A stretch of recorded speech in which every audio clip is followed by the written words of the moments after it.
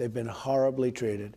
Do you know, if you were a Christian in Syria, it was impossible, at least very, very tough to get into the United States. If you were a Muslim, you could come in. But if you were a Christian, it was almost impossible. And the reason that was so unfair is that everybody was persecuted, in all fairness, but they were chopping off the heads of everybody, but more so the Christians.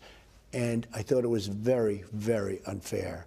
So we are going to help them.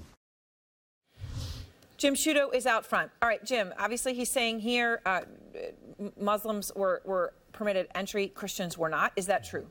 No, it's not. Let's look at the numbers.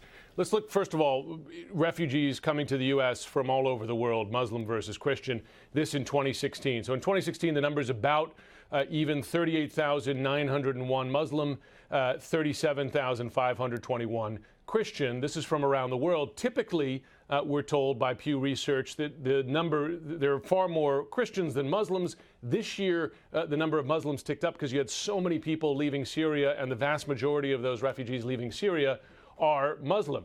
Now let's look at specifically Syria, the percentage of religions coming out of there and coming into the U.S. 99% Muslim, less than 1% Christian.